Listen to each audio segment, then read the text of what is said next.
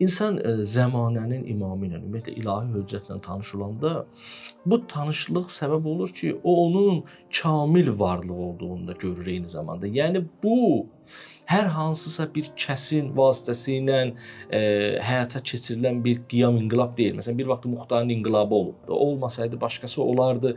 Belə bir sıradan birinin qiyamı deyil bu.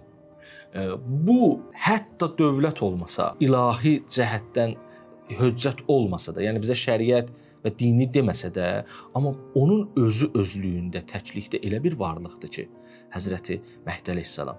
Çünki o 14 məsumdandır. Çünki o yaradılış cəhətindən, təkvini yaradılış cəhətindən o əzəmətli varlıqdır və sevilməyə layiq varlıqdır. Və ayə də deyir Peyğəmbərə gəlib deyəndə ki, ya Rəsulallah, biz hansı əcr verək sənin üçün? Buyururdu ki, Allah özü ayədə göndərəcək. Peyğəmbər deyir ki, mən sizdən bunun müqabilində heç bir şey istəmirəm, ancaq Əhl-i Beytin məhəbbətini istəyirəm. Bax, bu onu göstərir ki, biz onu sevərək, bəzən bilirsiniz nə olacaq? Əvvəl mərhələdə əqli olaraq biz o dövləti istəyəcəyik, dua eləyəcəyik. Sonra o kəsin zuhurunu istəyəcəyik ki, ilahi bax bizim üçün budur. Və o gəlsə, məsələn, ona hörmət eləyərik. Çünki o kimdir?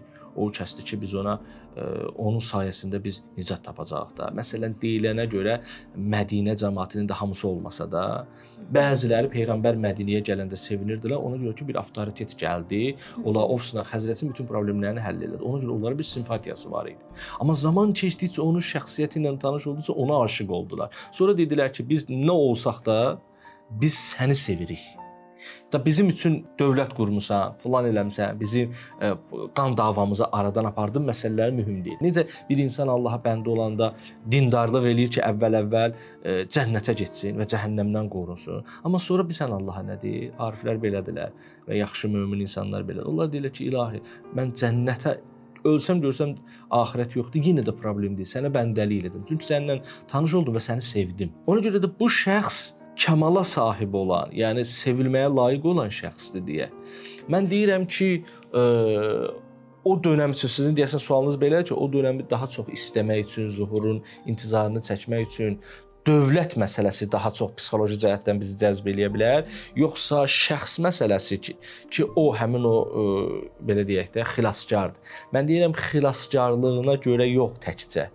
O xilaskar olmasaydı da, yəni və yaxud da ki, bu xilaskarın özü də sevilməyə layiq bir kəsdir. Onunla tanışlığın özü belə bizi ona qovuşmağa arzulayacaq.